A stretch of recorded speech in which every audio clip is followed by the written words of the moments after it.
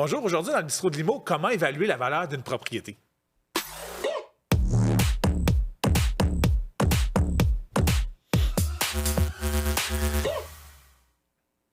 Bonjour, bienvenue dans une nouvelle capsule Bistrot de Limo. Là, on répond à vos questions en immobilier. Puis, on a une propriété, on veut la mettre en vente, on pense qu'elle vaut X ou Y, mais c'est quoi réellement la façon d'évaluer la valeur d'une propriété? Bien, écoute, les gens peuvent appeler dans un premier temps un évaluateur agréé. Je pense que c'est vraiment eux qui sont les sommités, puis c'est eux autres qui sont certifiés pour faire évaluer une propriété, te donner une photographie en temps réel. Par contre, si la personne tombe vraiment juste dans un processus où elle veut vendre sa propriété, elle peut faire appel aussi à un courtier immobilier. Par contre, il faut qu'elle s'assure que le courtier immobilier comprenne bien son besoin de vendre dans le temps. Et puis, à ce moment-là, pour évaluer la maison, bien, ça va s'arrêter dans des quartiers. Il y a des quartiers, c'est très simple. Là. Tu sais, tu vas prendre un quartier comme du Berger à Québec, et c'est tous des bungalows. Alors, ça va être très facile de reculer dans les 90 derniers jours puis voir des propriétés qui sont comparables au niveau de l'âge, du terrain, la superficie de pieds carrés habitable, la forme de c'est un bungalow ou un mi-étage. Tu sais. Puis là, ça va être par la parité, les comparables. Avec ça, on va avoir vraiment un indice de comment s'est vendue la maison, en combien de temps, le prix demandé. Et on va être capable de déterminer, tu sais, avec les vendeurs, là, la meilleure stratégie pour vendre et évaluer la maison au niveau de l'opinion de la valeur marchande. Là, je pense que tu utilises un terme important, l'opinion de la valeur marchande. Tu sais, tantôt, Oui. là, tu parlais d'un évaluateur agréé. Oui. Puis la valeur, l'évaluation qu'un courtier va faire un peu, c'est quoi la différence entre les deux?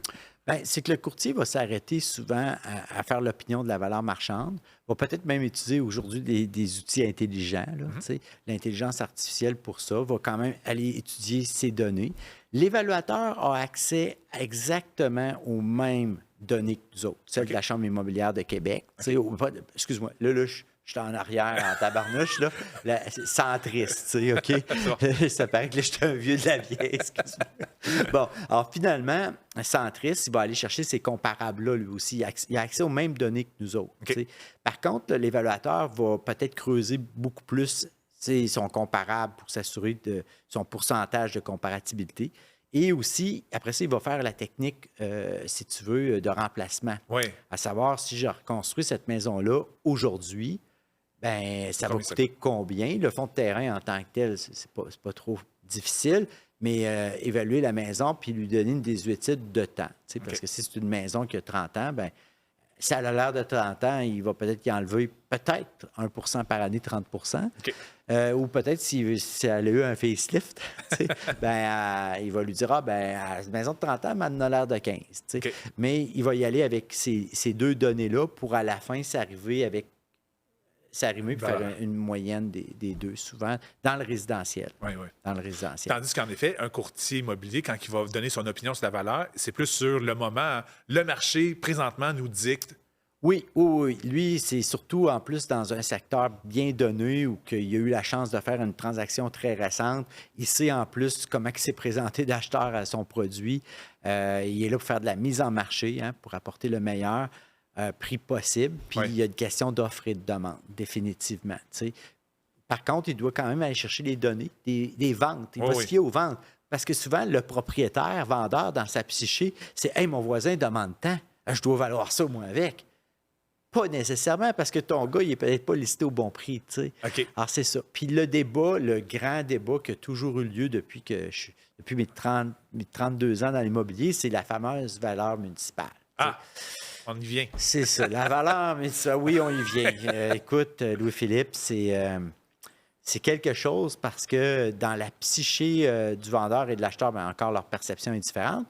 Cependant, c'est qu'il faut vraiment qu'on prenne le temps d'éduquer les gens, de leur dire que ça, c'est une valeur foncière.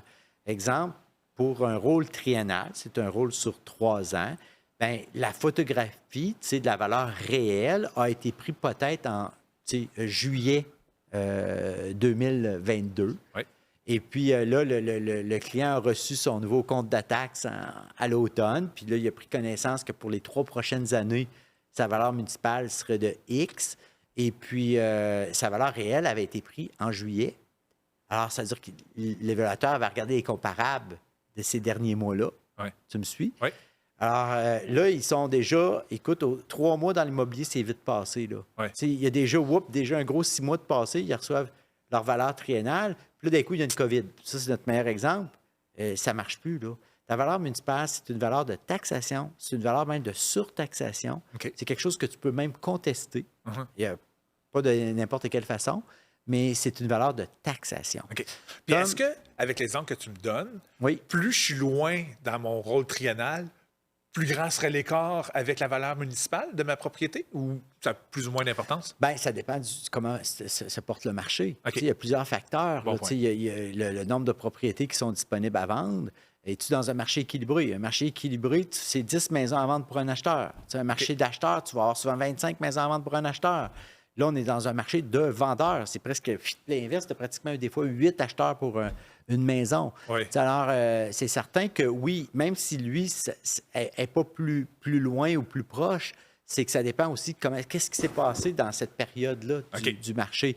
Mais c'est juste que les gens s'en servent comme données pour eux autres, pour évaluer leur maison par rapport aux voisins, puis ça n'a pas de sens. Fait que c'est ça, c'est pas parce que ta maison a Y qui est similaire à ton voisin puis qui demande X, lui, fait que l'écart entre les deux ne veut pas dire que tu as le même écart toi aussi. Non, exactement. Puis c'est la même affaire des fois quand je dis, écoutez, regardez votre valeur assurable. OK. Là, des fois, quelqu'un peut m'assortir, hey, au niveau de l'assurance, ma maison vaut 1 million. Oui, parce que s'il faut qu'elle brûle puis qu'on la remplace aujourd'hui avec les matériaux d'aujourd'hui, ça va leur coûter cher. T'sais.